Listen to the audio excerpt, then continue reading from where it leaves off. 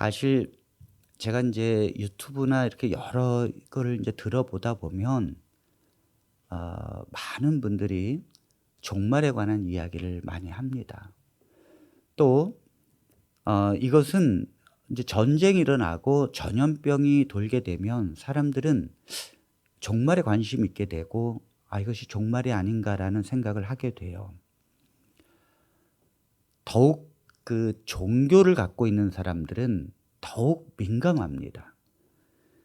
그러다 보니까 정말 이 코로나가 이렇게 세계적으로 퍼지면서 이것은 정말 마지막 종말의 징조가 아니냐라는 초점을 우리가 맞춰지게 되지요. 하나님의 말씀 성경은 최종적인 종말을 매우 강조해 왔습니다. 그리고 그것을 향해서 계속 설명하고 있어요.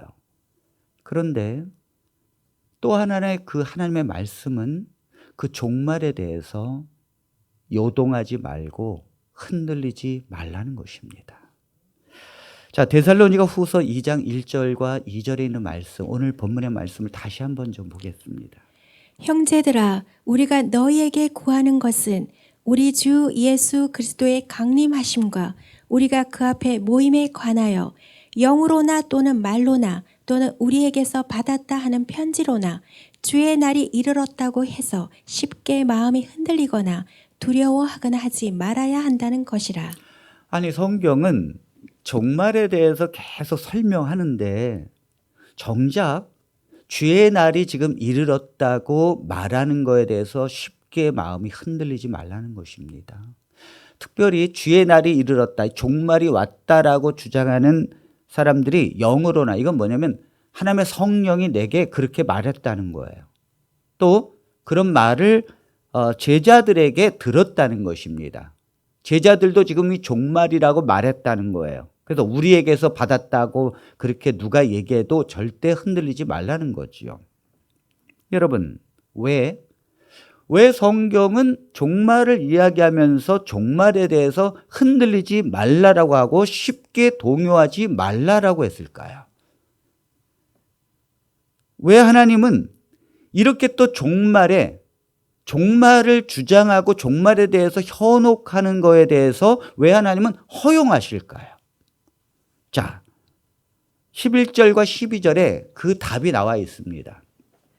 이러므로 하나님이 미혹의 역사를 그들에게 보내사 거짓 것을 믿게 하심은 진리를 믿지 않고 불의를 좋아하는 모든 자들로 하여금 심판을 받게 하려 하심이라. 여러분, 지금이 종말인지 아닌지는 아주 쉽게 알 수 있습니다. 그것은 뭐냐면 여기 오늘 본문의 말씀 중에 주의 날이 이르렀다고 동심하거나 두려워하지 말라 그러면서 누가 아무렇게나 하여도 너희가 미혹되지 말라. 먼저 배도하는 일이 있게 될 것이다. 그리고 저 불법의 사람 곧 멸망의 아들이 나타나기 전에는 이르지 아니하리라. 그 멸망의 아들이 누구인가? 그는 하나님을 대적하는 자고 평소에 자기가 하나님이라고 말하고 자기를 숭배하게 하고 성전에 앉아서 자기를 하나님이라고 말하는 자가 있는데 그가 나타나기 전에는 종말이 아니라는 거예요. 그가 누굽니까? 여러분들 알 수 있습니까 지금? 뚜렷하게 하나님의 백성들이 하나같이 저 사람이라고 말할 수 있을까요? 아니요. 그게 없다니까요 지금. 그것이 뚜렷이 있어서 저 사람 말을 믿으면 내가 지금 안 된다고 하는 그런 분명한 징조가 있어야 돼요. 저 사람을 따르게 되면 그것이 짐승의 표고 그것을 거부하고 오직 하나님을 따르는 사람들이 하나님의 인을 받은 백성들입니다. 그게 뚜렷해야 돼요. 지금 코로나 주사 맞는 이런 문제로 지금 그런 것이 아닙니다. 성경은 그렇게 말하지 않아요.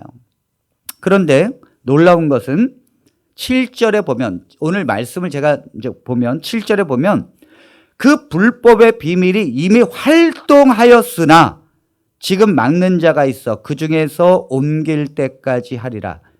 이게 뭐냐면 많은 사람들이 그 불법의 아들이 교황 아니냐 또 후세인 아니냐 그렇지만 아니라니까요. 왜냐하면 초대교회 당시에 그 불법의 비밀이 이미 활동하고 있었다니까요. 교황이 탄생되기도 전에 이미 그게 존재하고 있었다니까요. 그러나 그것이 뭐예요? 뚜렷하게 드러나지 않고 있다는 거죠. 하나님이 막고 있다는 거죠. 그것이 그 사단의 세력이 어느 순간 종말의 직전에는 누가 봐도 뚜렷하게 나타난다는 거예요. 그래서 자기를 하나님이라고 말하고 하나님을 정면으로 대항한다는 것입니다. 그것이 보여지기 전까진 요동하지 말라는 거예요. 아멘입니까? 왜 하나님께서 그러면 이 마지막 때 종말을 계속해서 외치고 지금이 종말의 때다 이렇게 거짓을 외치는 것을 왜 허용하시는가 하나님께서. 그것은 알곡과 가라지를 구별하기 위해서입니다. 왜냐하면 하나님께서 진리를 믿지 않는 자들을 구별하기 위해서 하나님께서 그렇게 하신다고 말씀하셨어요. 이러므로 하나님의 미혹의 역사를 그들에게 보내사 거짓 것을 믿게 하심은 진리를 믿지 않고 불의를 좋아하는 모든 자들로 하여금 심판을 받게 하려 하심이라. 그러니까 미혹에 빠지는 것을 하나님께서 허용하시는 이유는 진리를 믿지 않는 자들이 마지막에 그 미혹에 빠져서 심판을 받게 하려 하심이라. 그러므로 사랑하는 성도 여러분, 오늘 이 시대를 살아가면서 전염병이 끊이지 않는 이 시대에 수없이 지금이 종말이다라고 해서 예언을 얘기하고 그것이 하나님께로 받았다고 하면서 종말에 너무 집중해서 여러분들의 삶을 종말의 삶으로 한다면 그건 쉽게 요동하지 말아야 합니다. 종말론을 주장하는 목적이 뭐냐면 진리를 떠나게 하기 위함입니다. 그래서 지금까지 모든 이단들은요, 다 종말을 주장해 왔어요. 그것도 정확한 날짜를 향해서 주장해 왔습니다. 그래서 여호와 증인은 1914년에 예수님이 재림한다고 그것이 종말이라고 하면서 외치기 시작했습니다.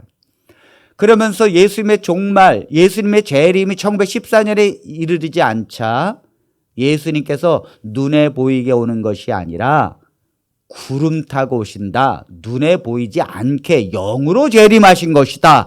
이렇게 거짓 교리를 설명하기 시작했어요. 그래서 만들어낸 게 오늘날 여호와 증인입니다. 종말론으로 시작된 거죠. 또 하나는 안산홍 증인회는 안산홍을 하나님으로 믿고 있는데 여기는 1988년 올림픽 스타디움에 하나님이 예수님이 재림한다고 주장하기 시작했습니다. 다 종말론이죠. 그래서 자기들만 14만 4천 자기들만 공중에 떠올려서 구원을 받는다고 외치기 시작했어요. 그러니까 안산홍 증인회 사람들은 얼마나 자부심이 있고 얼마나 자기들만 구원받는 생각하니까 올림픽을 기다렸겠습니까? 그러나 그것이 오지 않자 그때부터 교리를 바꾸기 시작하고 거짓 교리가 생겨나게 되고 오늘날의 안산홍 증인회가 탄생이 되는 거예요. 여러분, 신천지의 원조가 누군가 하면 유재열이라고 하는 사람입니다. 이 유재열이가 뭐라는가 하면 1969년 11월 1일 자정에 예수님이 재림한다 그랬어요. 그것 때문에 신앙촌을 만들고 사람들은 다 직업을 버리고 거길 쫓아가서 그 유재열의 그 종말론에 빠져 있는데 그때 빠진 사람이 바로 이만희입니다, 여러분. 그 이만희가 그걸 빠져서 그걸 이제 듣고 종말을 기다리고 있었어요. 그런데 69년 11월 1일 자정에 예수님이 오시지 않자 2년 뒤 71년도에 이만희가 그 유재열을 고소합니다. 내가 속았다고, 내 인생 속았다고 고소합니다. 그리고 나서 그 사람들, 실망해서 있는 사람들을 데리고 만든 게 바로 신천지예요. 그래서 이 유재열을 배도자라고 그러고 오평호를 멸망자라고 그러고 구원자를 이만이라고 하면서 신천지 교리를 만들어내는 것입니다. 자, 보십시오. 모든 이단들은 종말론을 갖고 있다는 사실. 안식일 교회도 1844년 10월 22일 날 오후 3시에 예수님 재림한다고 해서 승천복을 입고 기다렸어요. 하얀 승천복을 입고. 그러나 예수님이 안 오지요. 안 오니까 뭐라 그랬습니까? 예수님이 재림하는 게 아니라 하늘의 성소에서 지성소로 들어간 날짜다. 그러면서 조사 심판의 교리를 만들어내고 안식일 지키는 사람만 구원받는다고 외치기 시작했습니다. 지금 잘 보십시오. 왜 종말론을 주장하는 것이 진리에서 떠나게 하는 목적입니까? 지금 그들은 예수 그리스도에 대한 믿음을 선택하는 것이 아니라 거짓 복음과 거짓 교리로 탄생되어지고 거기에 있는 모든 것들은 거짓 예언과 거짓 교리 속에서 신앙하기 때문이에요. 그래서 하나님께서 종말론을 주장하는 것을 주의하라고 하는 것입니다. 왜냐하면 종말론은 반드시 거짓 교리가 만들어지게 돼 있고 진리에서 떠나게 만든다는 거예요. 이것이 바로 오늘날의 거짓을 주장하는 것을 주의하라고 하는 것입니다. 그러면 여러분, 정말로 지금이 만일 종말의 시대라면 종말의 때가 중요한 것입니까? 아니면 예수님을 믿는 믿음이 중요한 것입니까? 정말 마지막 때에 하나님께서 강조하는 것이 종말의 때가 언제인지를 늘 주시해라. 그 때를 알아야 된다. 이렇게 말씀하셨습니까? 아니에요. 하나님께서는 그 때와 그 시간은 너희의 알 바 아니라고 그랬습니다. 우리가 언제든지 중요하게 여기는 것은 예수님을 믿는 믿음인 줄로 믿습니다. 그 믿음이 중요한 거예요. 예수님께서 이 땅에 재림하시기 직전에 가장 중요하게 여기는 것이 너희가 믿음이 있느냐. 자, 누가복음 18장 8절에 있는 말씀을 보겠습니다. 내가 너희에게 이르노니 속히 그 원한을 풀어주시리라. 그러나 인자가 올 때에 세상에서 믿음을 보겠느냐 하시니라. 인자가 올 때는 세상에서 믿음을 보겠느냐. 이 말은 내가 믿음을 보겠다는 거죠. 그래서 새번역 성경을 읽어보면 그 의미가 뚜렷합니다. 내가 너희에게 말한다. 하나님께서는 얼른 그들의 권리를 찾아주실 것이다. 그러나 인자가 올 때에 세상에서 믿음을 찾아볼 수 있겠느냐. 이 말씀은 인자가 이 땅에 올 때 믿음을 가진 자가 과연 있겠느냐 이 말이에요.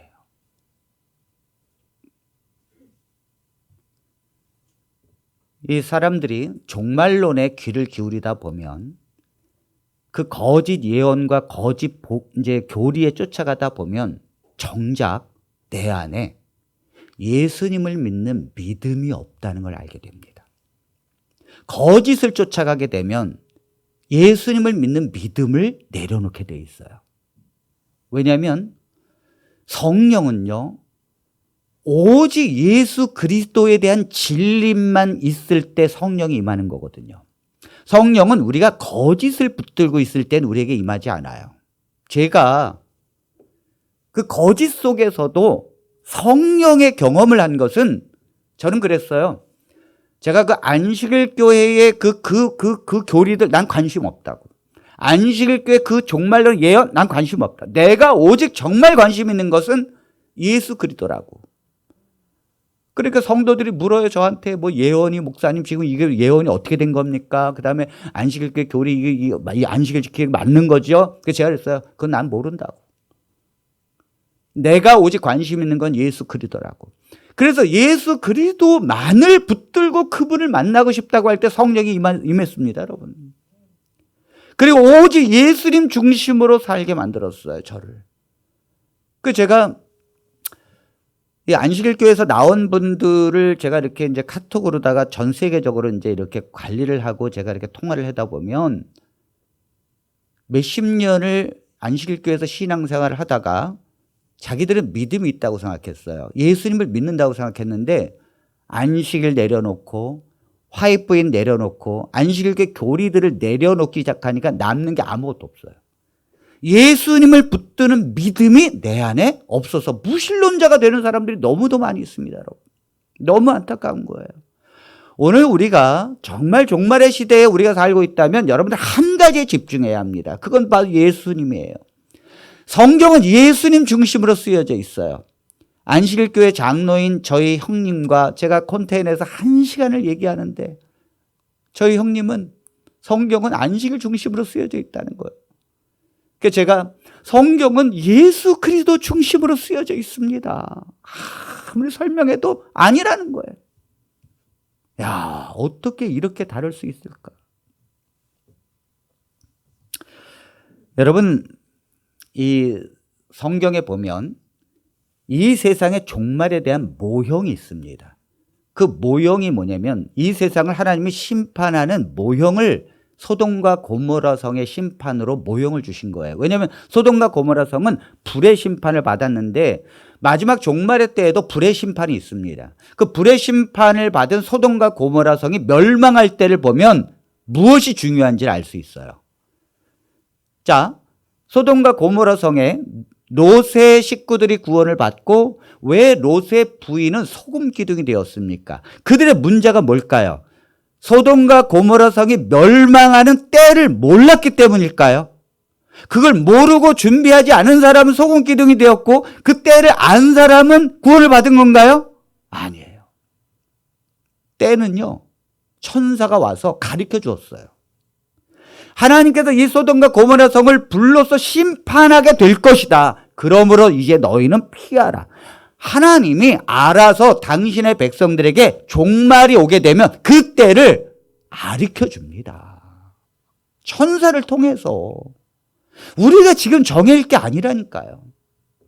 그래서 알았어요. 소돔과 고모라 성에 살고 있는 롯의 가족과 그 부인은 이제 이 소돔과 고모라 성이 멸망의 직전이구나. 이걸 알았어요. 그리고 나서 산으로 이제 피하는데 하나님을 바라보면서 산으로 피하는데 롯의 부인은 믿음이 없었습니다. 하나님이 정말 멸하실까? 그리고 내가 세상을 사랑하는 저 안락처, 내가 그렇게도 정력을 기울이고 내가 그렇게도 애착에 여겼던 내 삶, 그 불에 다 타잖아. 해서 뒤로 돌아보다가 소금 기둥이 된 거예요. 정작 중요한 것은 하나님을 바라보면서 오직 하나님에 대한 믿음으로 살았느냐, 아니면 내가 세상을 바라보며 살았느냐, 이것이 결정나는 것이지 종말의 때가 아느냐 모르느냐로 결정나는 게 아닙니다, 여러분. 오늘 우리에게 가장 중요한 것은 바로 믿음이에요. 내가 하나님을 진심으로 믿고 있느냐, 그 하나님을 진심으로 사랑하고 있는가.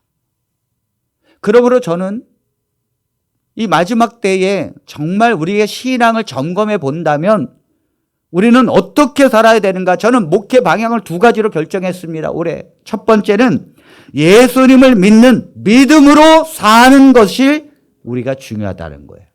따라서 해보겠습니다. 예수님을 믿는 믿음으로 삽시다. 네, 예수님을 우리가 믿는다면 믿음으로 살아야 합니다. 믿음으로 살아야 합니다. 그것이 우리가 필요한 것입니다. 많은 사람들은요, 지금 코로나가 있고 이제 이것 때문에 여러 성도들이 어렵게 지냅니다. 정말로 월세 대출도 안 돼, 전세 대출도 안 되죠. 그래서 월세 살게 되죠. 장사도 안 돼서 장사도 안 되니까 먹을 것이 없고 정말 삶이 정말 피폐해집니다. 가난은요, 나라에서도 구제 못한다 그랬어요.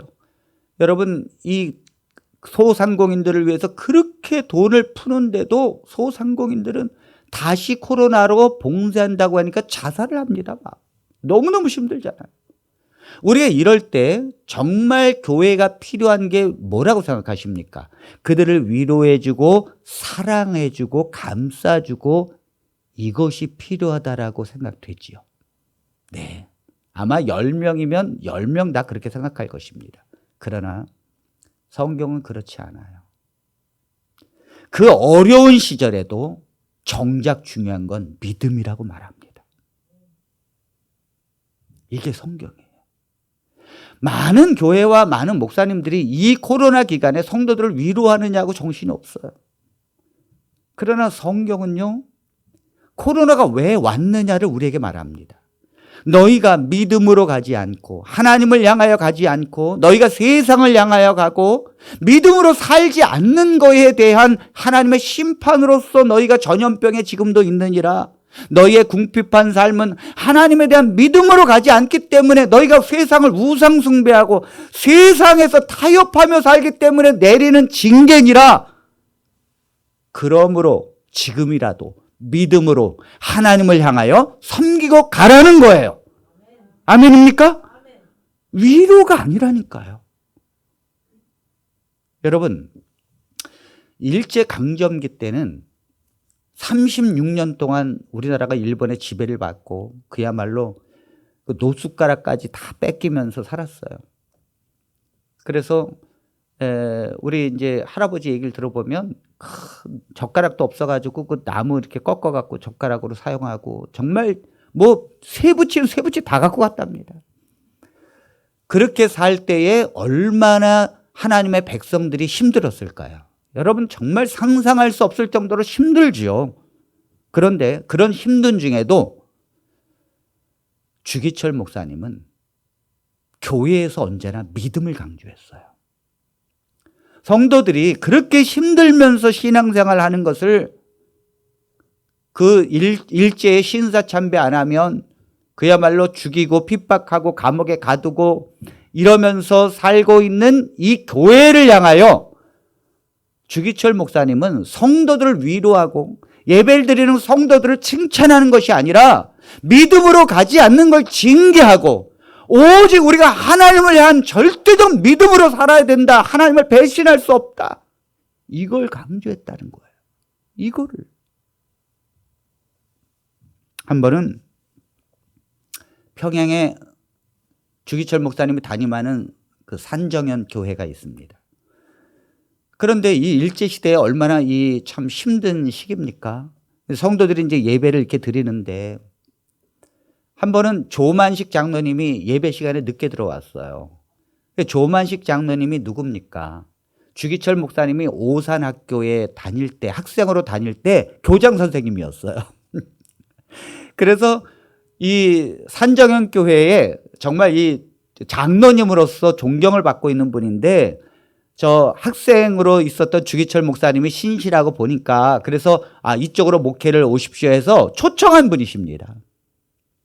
스승님이시고 교장 선생님이셨어요. 그런데 주기철 목사님이 이렇게 설교를 하는 중에 조만식 장로님이 늦게 교회를 들어오셨습니다. 예배 중에. 그랬더니 주기철 목사님께서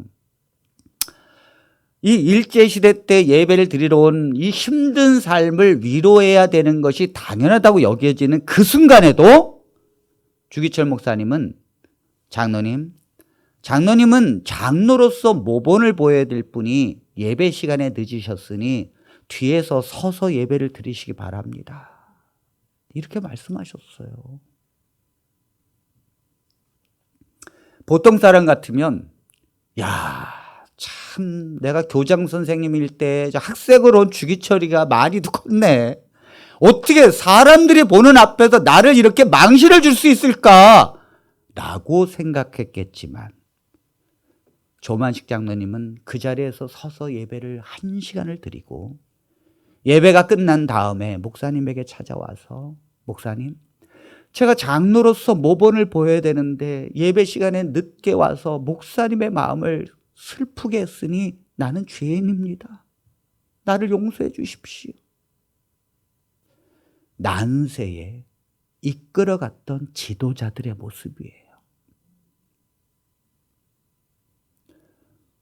우리가 이런 지도자들 때문에 그 일제시대에도 하나님을 놓치지 못한 것입니다. 많은 사람들이 위로하고 타협하고 세상의 길로 향하고 있을 때에도 주기철 목사님은 성도들이 이럴 때일수록 믿음으로 살아야 되고 하나님을 향하여 배신하지 말고 하나님이 우리를 어떻게 이끄시고 어떻게 죽으셨는가를 생각하고 우리가 그분을 배신할 수 없다고 하면서 성도들을 믿음으로 가게 했습니다. 코로나로 많은 사람들이 예배를 비대면으로 전환하고 또 목사님들도 지금은 비대면으로 해야 된다면서 카메라 앞에 혼자 설교하게 있을 때 손현보 목사님은 저 밑에 세계로교회 그 손현보 목사님은 그럴 수 없다고 하면서 하나님의 예배를 어찌 인간이 막을 수 있으랴 죽으면 죽었지 그럴 수 없다고 하면서 강행하다가 나라에서 징계를 받고 결국은 주차장에서 추운 겨울날 성도들과 함께 예배를 드렸습니다.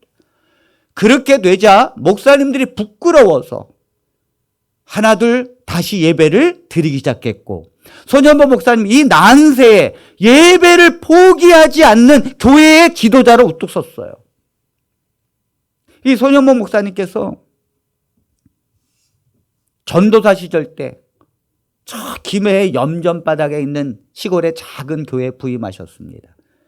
한때는 몇십 명의 예배를 드렸던 교회인데 이제 염전이 폐쇄되니까 사람들이 다 떠나고 교회만 남아있는데 거기 그냥 서너 분의 그 집사 권사님이 그냥 지키고 있었던 거예요. 그런 교회에 부임해서 예전에 다녔던 이런 양들을 찾아 나서는데 봉고차, 이 흐름한 봉고차를 타고 그 권사 집사 남아있는 그분들을 모시고 이제 신방을 다니는데 이 권사님 집사님들이 그러는 거예요. 아이고, 아무개 집을 가긴 가는데 거긴 가봐야 소용없습니다. 그 사람 예수 안 믿습니다. 그 사람은 교회에 나와도 소용없어요. 그 사람은 불교 집안이었고 그냥 가도 목사님 안 됩니다. 그 집을 신방하고 나와고 또 다른 집을 가도 또 다른 권사님이 그러는 거예요. 아이고, 그 사람은 믿음도 없습니다. 그 사람은 교회도 안 다녀요. 거기 목사님 가야 소용도 없어요. 그러니까 이 남아있는 권사님, 집사님이 사실은 위대한 것입니까? 위대하지 않은 것입니까? 위대한 거예요, 사실은. 왜냐하면 다른 사람들은 다 떠나고 그 교회를 지키고 있었던 분들이거든요. 그런데 그분들이 믿음으로 얘기하지 않고 부정적인 말을 하니까 목사님께서 신방하다가 나는 부정적이고 믿음으로 가지 않는 집사, 권사와 함께 하나님의 일을 할 수 없습니다 하면서 차문을 열고 내리라고. 함께 할 수 없다. 내려서 그 두 분들이 교회까지 8km를 걸어왔습니다. 이게 손현보 목사님이에요. 위로가 아니라니까요. 믿음으로, 우리가 인간적으로 하나님의 백성을 아무리 위로를 해도 만일 하나님 앞에 심판을 받으면 어떻게 됩니까? 우리가 믿음으로 살지 않는 거에 대해서 하나님은 지금도 너무너무 기뻐하지 않으세요.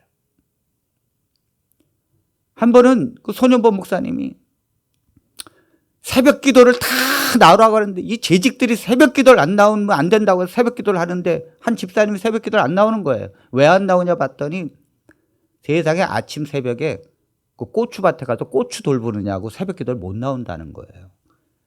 그래서 하나님 앞에 기도했습니다. 하나님, 저 집사님이 세상에 기도하고 하나님 앞에 믿음으로 살아야 되는데 어떻게 집사가 고추밭에 가서 새벽에 있느냐고 하나님 어떻게 하면 좋겠느냐 했더니 하나님께서 음성을 주셨다는 것입니다. 고추를 베어라. 고추가 방해가 되니 고추를 베어라. 목사님이 이게 잘못 들은 거 아닙니까? 하나님은 그 마음을 주셨어요. 그래서 나서로 다 뱄습니다. 고추를. 그 고추가 주렁주렁 매달려 있는 거를 다 뱄습니다. 나중에 이 집사님이 알고는요 난리가 났어요.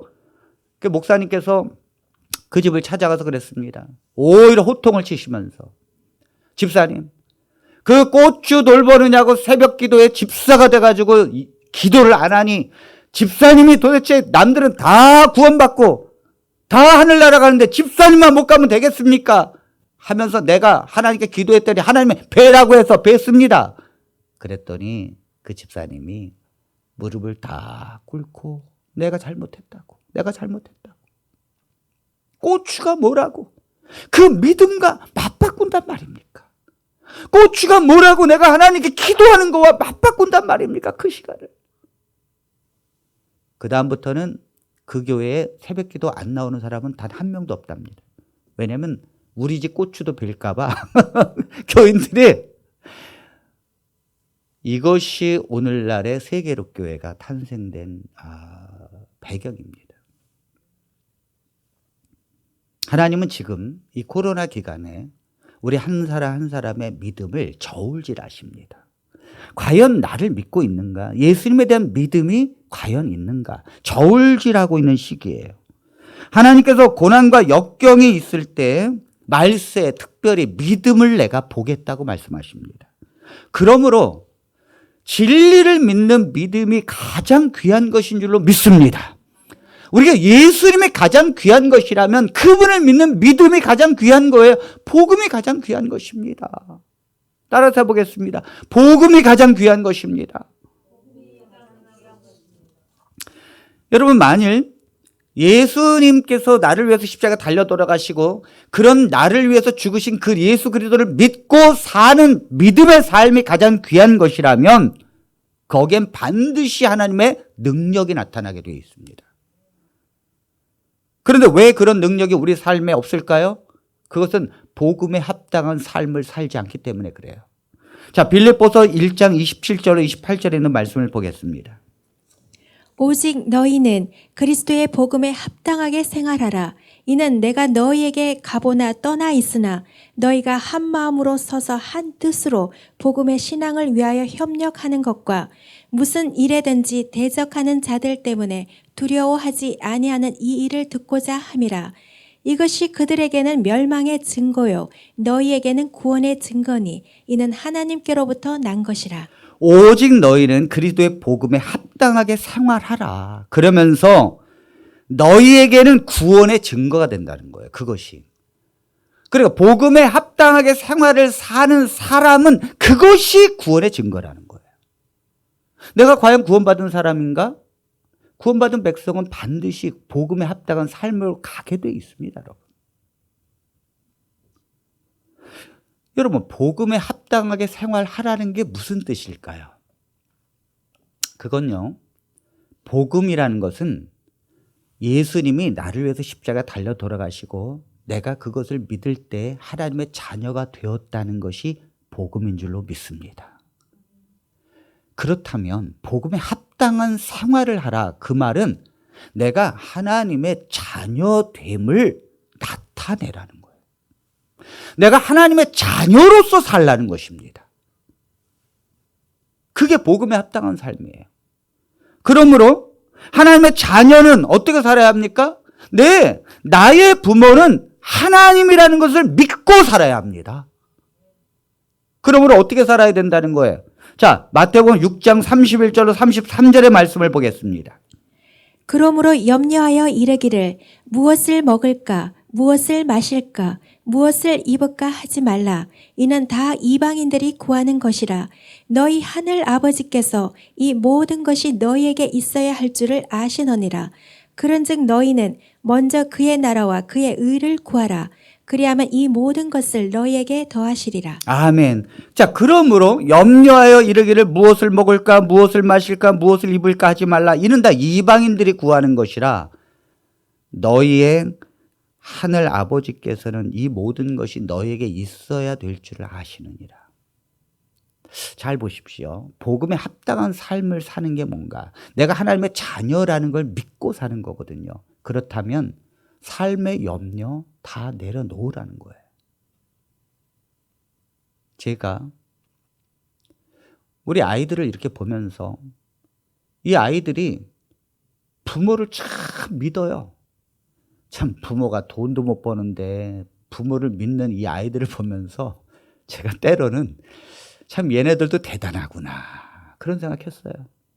그 얘네들을 보고 제가 너희들은 내가 돈도 못 버는데 어떻게 믿고 사냐 그랬더니 하나님을 믿는 부모님을 보면서 하나님의 도우시는 걸 보면서 믿는데요.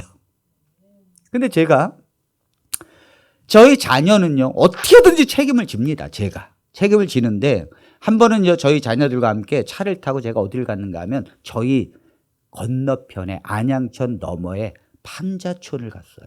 거기 보니까 한 100여 가구가 판자촌을 이제 이루면서 살고 있는데 정말 어렵게 삽니다. 그 연탄 떼면서 그 판자로 그 이제 여기가 이제 광명 소화동이 개발되면서 사람들이 이제 거할 데가 없어가지고 판자촌을 이루고 이제 사는 것입니다. 아직도 있어요. 100여 가구가.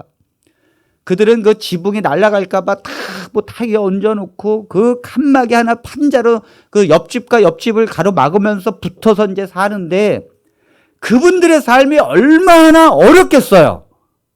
근데 제가 그분들 안 도운다니까요, 지금. 아무리 가난하고 아무리 힘들어도 내 자녀가 아니기 때문에 내가 지금 돕지 않는다니까요. 저희 자녀들은 말을 안 해도 제가 도와요.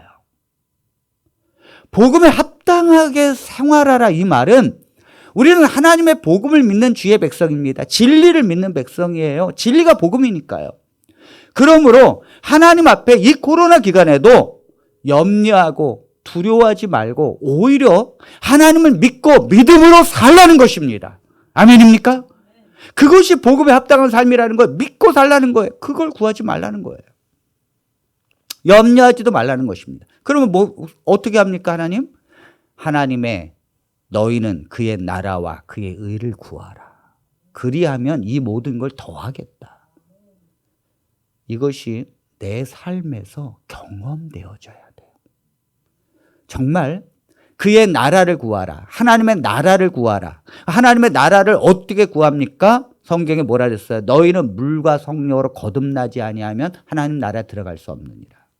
그러므로 내가 물과 성령으로 거듭나야 되는 거구나. 내 속사람이 그리스도와 함께 거듭나야 되는 거구나.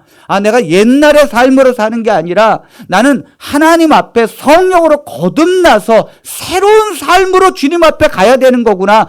하나님의 나라는 그렇게 들어간다고 했으니 그거를 구하는 거예요. 그 다음에 그의 의를 구하라. 의가 뭡니까? 옳은 거예요.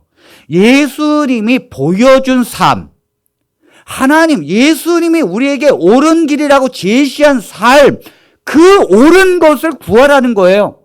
내가 지금 이렇게 사는 것이 예수님의 그 말씀과 맞는가? 내가 지금 이렇게 사는 것이, 이렇게 생각하는 것이 그리스도의 의인가? 그분의 뜻인가? 이걸 항상 보라는 거예요. 그걸 향해서 우리가 간다면 어느새 너희가 먹고 사는 문제는 하나님이 도우신다는 걸 알게 될 것이다. 그러므로 하나님의 성도들은요, 믿음으로 살아야 합니다. 믿음으로 살아야 합니다.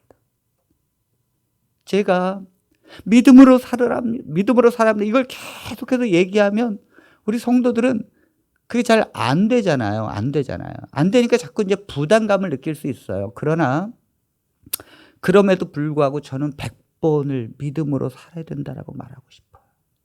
왜냐하면 우리의 삶에는요, 두 가지 선택이 있어요. 믿음으로 사는 길과 세상과 타협해서 사는 길이 있습니다. 그러나 하나님께서는 믿음으로 사는 길을 원하십니다. 그리고 우리가 이런 세상에서 믿음으로 사는 길을 살다 보면 우리의 실질적인 믿음이 성장하게 되어 있어요. 내가 믿음으로 한 발을 내딛어야 하나님께서 도우시는 걸 경험하게 되고 그때 비로소 실질적으로 믿음이 성장하게 되어 있습니다. 믿음으로 살아가지 않으면 우리의 믿음이 성장하지 않아요.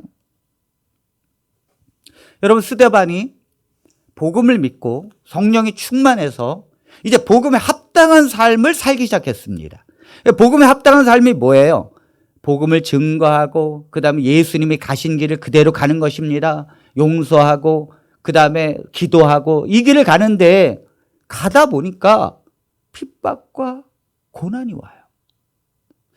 복음으로 가는 길은 핍박과 고난이 온다고 주님께서 그러셨거든요.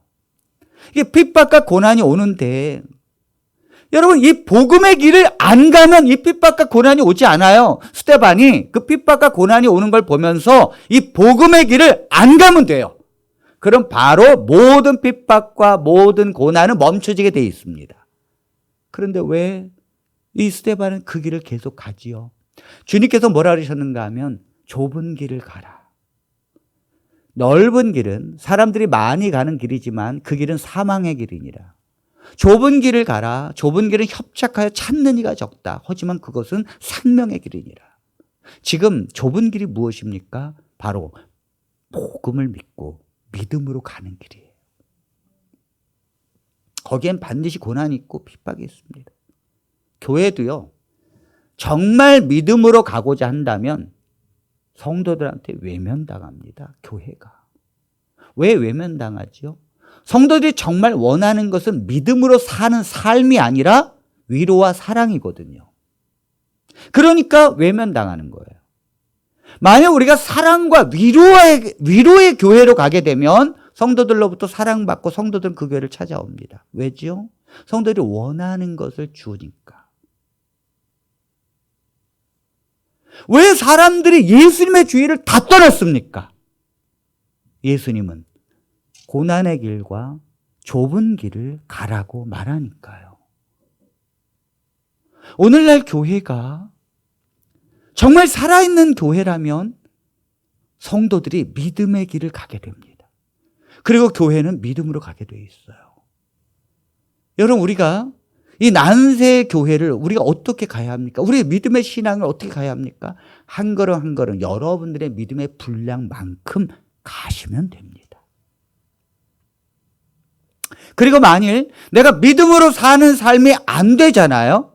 그러면 안 되는 거에 대해서 하나님은 다 아십니다. 그렇지, 안 되지. 너의 힘으로는 안 된다니까. 그래서 성령을 구하라 그랬잖아. 하나님께서 말씀하십니다. 그 성령을 구합니다. 성령이 뭔지도 모르고 그냥 구하십시오. 성령은 내게 그런 힘을 줄 것이고 예수님을 만나게 해주는 그런 윤활유 역할을 한다는 것이 우리가 아니까 그냥 성령을 구하십시오. 그럼 성령이 오게 되어 있습니다. 오면 예수님이 내 안에서 살아있게 되고 내가 어느 순간 믿음으로 가는 삶이 너무도 쉬워져요. 왜죠? 내가 가는 것이 아니라 내 안에 계신 성령의 힘으로 가는 것인 줄로 믿습니다. 그게 교회예요. 그게 성도가 살아가는 길이에요. 이 길을 정확하게 제시하지 않으면 그건 진리가 아닙니다.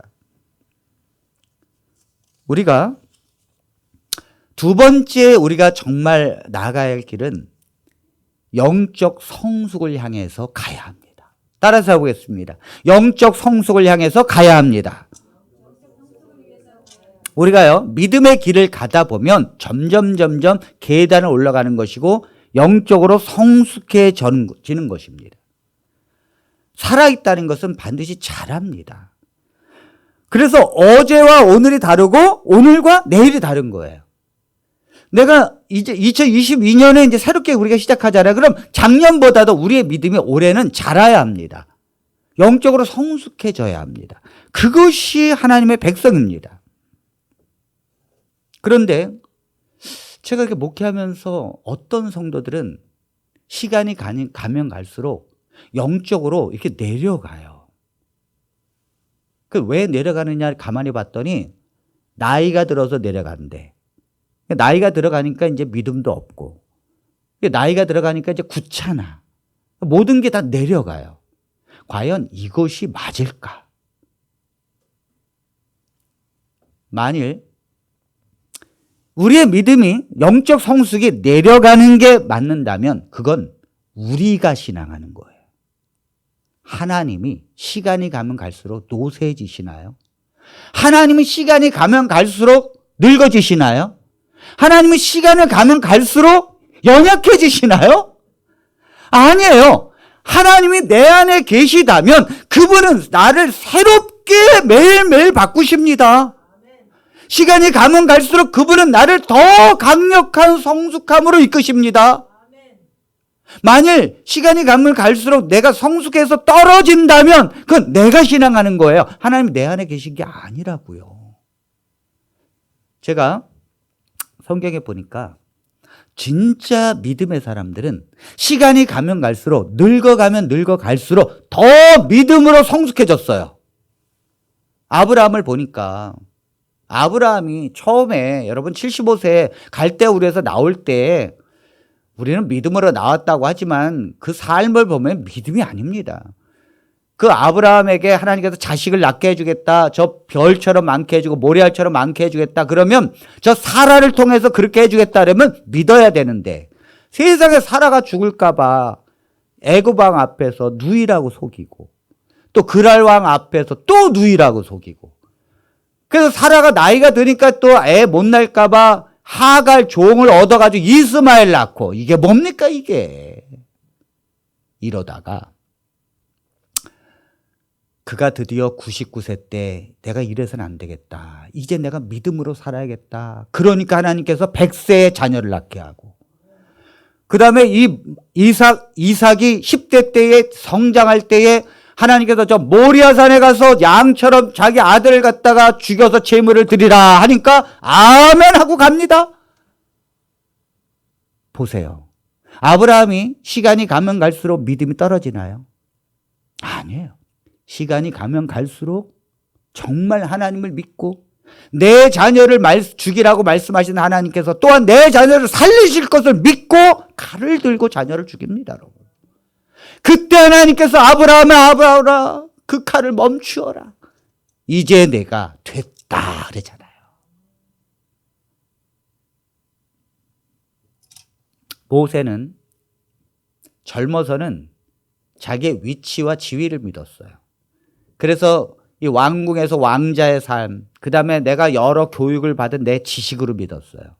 그러다가 이제 히브리 민족으로 같이 살려고 나가다가는 이제 자기가 자기 힘으로 해보려고 해서 해다가 자기 힘으로 지도자가 되려고 하니까 그 말을 안 듣는 사람들을 죽였거든요. 애굽인을 죽이고 히브리인 죽이고 두 사람을 죽였습니다. 모세가. 결국 그는요, 자기 힘을 의지하지 않고 전적으로 하나님을 의지하기 위해서 미디안 광에서 40년.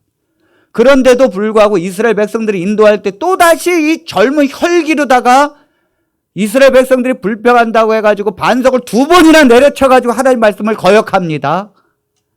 그런 모세가 결국 더 믿음의 성장을 이루어서 나중에는 하나님 앞에 하나님의 인자하심과 하나님의 의로운 사람으로 성장합니다. 그러한 모세를 하나님께서는 이 땅에서 잠들지만 그를 시체를 데려가셨어요. 이 땅에선 그의 시체를 찾아볼 수가 없었더라. 이렇게 나옵니다. 성장합니다.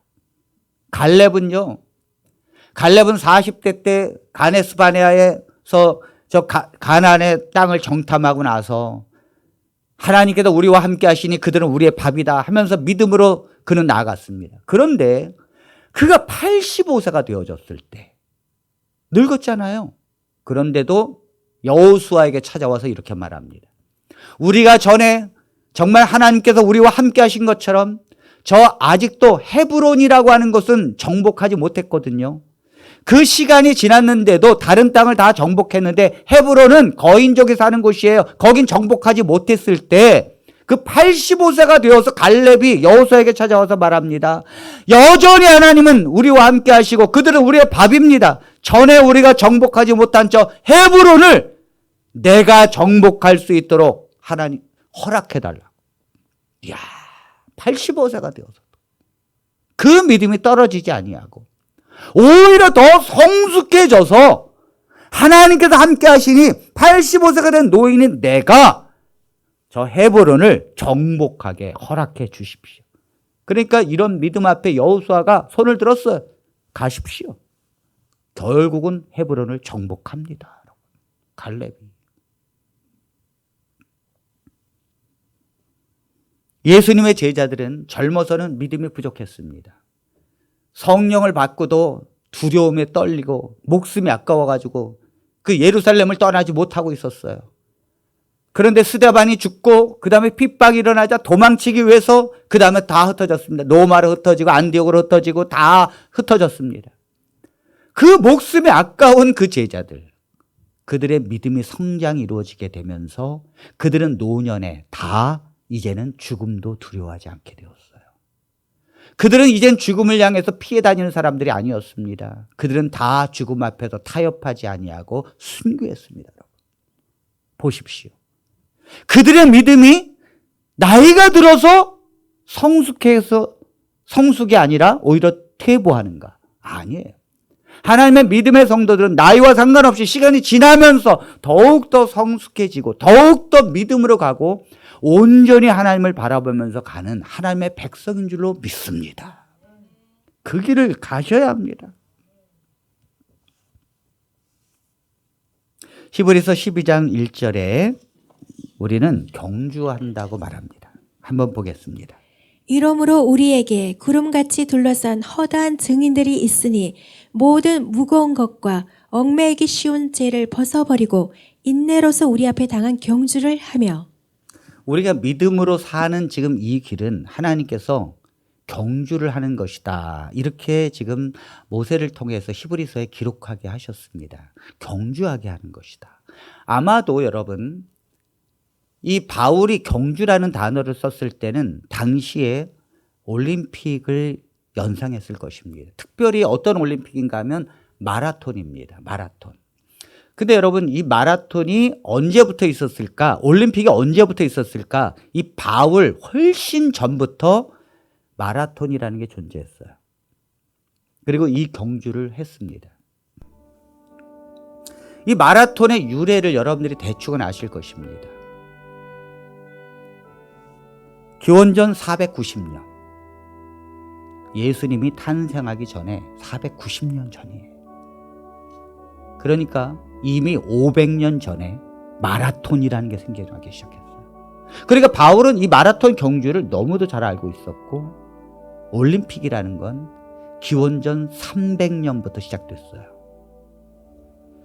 자, 기원전 490년에 아테네 군과 그리스의 아테네 군과 페르시아 군이 전쟁을 했습니다.